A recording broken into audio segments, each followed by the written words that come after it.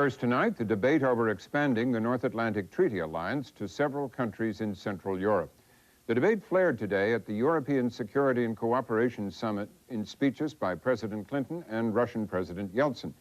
Since the collapse of communism in Central Europe, there have been proposals and debate over whether and how to expand NATO, which now guarantees mutual protection for 16 Western nations in Europe and the U.S. and Canada, to such countries as Poland, Hungary, the Czech Republic, and Slovakia.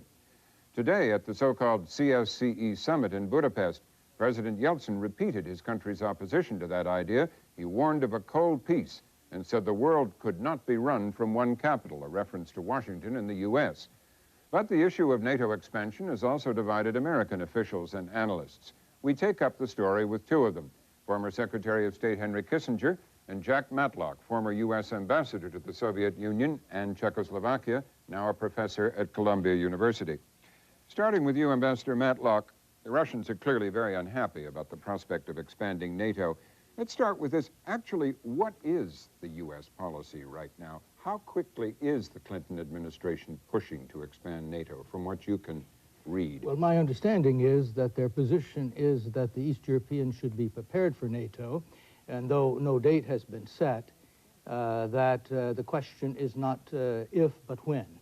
And NATO itself recently, just for background here, recently voted to come up within a year with a list of sort of conditions for membership for potential members. So the issue is moving forward, as you understand it. Is that correct? The issue is moving forward, but we have to be careful not to trap ourselves in an endless waffle. When we say the issue is not if, but when, the responsibility of national leaders is not to ask rhetorical questions, but to answer them. So we have an obligation to give some sort of an answer to when. And the Russians are not unhappy about the timing. They're unhappy about the fact. About the fact. And therefore, we ought to face that as early as possible. Well, where is the pressure, as you understand it, Jack Matlock, where is the pressure coming from for quick expansion inside NATO, inside? We know that certain Eastern European or Central European countries like Poland would love to be a member quickly. But where is it coming from with inside NATO? Well, my understanding is that the Germans have been sort of the principal advocates within NATO. They're joined by certain others.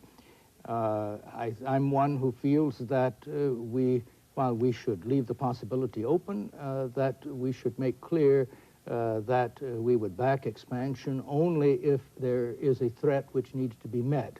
In other words, we should use it to pressure the Russians to ease off on the rhetoric and to behave in a manner which does not threaten these. It seems to me that that would make a better policy than making a decision now and proceeding, whatever the Russians do, to carry it out. Another problem here is that I think it's much more important for the Poles, the Czechs, and the other East Europeans to get in the European Union. This is important economically. They need the markets, and I suspect that some Europeans look at NATO as almost a surrogate for doing what would be a more difficult matter for them, and that is opening their markets to them.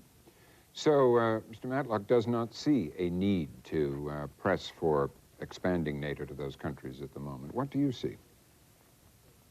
The basic problem is as follows.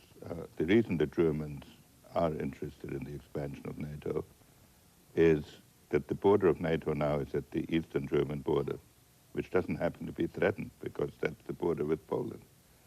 If there is a threat, and we can argue whether there is or not, it is at the Polish border it's on the eastern Polish border. So it is sort of senseless to have a guarantee for the borders that are not threatened and no guarantee for the borders that may be threatened. Secondly, I think it is important to define what Europe is supposed to be. If we have two categories of borders in Central Europe, we are creating de facto a no man's land between Russia and Germany, which both of them will then try to fill, encouraging nationalism in both Russia and Germany, and the sort of separate deal for the partition or spheres of influence, or exactly the sort of diplomacy that contributed so much to European tensions and wars before World War II. Just before we get into too many issues here, let's go back to the question of which borders are threatened and which borders are not threatened. I mean, my understanding is that no borders are threatened at the moment. Even the existing borders of NATO are not threatened at the moment, is that? No, the existing borders of NATO can't be threatened because they are now adjoining friendly countries. So there's nobody there with any capacity to threaten the borders, at least not from the east. So the problem is whether the new states of Eastern Europe, the former Soviet satellites, should be included in NATO. And if we are reluctant to antagonize the Russians today when they're weak, it is an illusion to think that somewhere 3-4 years down the road we can suddenly move in that direction when they're stronger. Nor am I saying that we should treat the Russians as enemies. What I'm saying is we should have the friendliest political relations with Russia. And the President's visit to the European Security Conference is a good symbol of this. I look at NATO as a safety net, as an insurance policy. And you don't want to wait to take out an insurance policy when the house is already on fire. But you say, why take out the insurance policy when there's no threat of fire right at the moment, is that? Yes, it seems to me that clearly Russia could be a threat in the future. No one can deny that. But Russia now is weak, disorganized, and despite the unfortunate rhetoric, which is worrisome, they don't really have the ability to threaten. Which American secretaries of state and spokesmen and others continue to say is mostly for domestic consumption. I think that is true. Nevertheless, it's worrisome, and we should respond to it. But the fact is, it seems to me, we would probably have close to a decade to respond to the successive steps it would take. Why is that? Spell that out for a moment. Well, I think right now their economy is in shambles. Their army and their whole military establishment, though it has a lot of weaponry, is not really organized that it can effectively threaten someone else. They have not been able for the last 2 years to cope with the rebellion in one of their own provinces, in Chechnya, which we'll be talking about later. Now, it seems to me they're simply not in a position to threaten their neighbors in a military sense.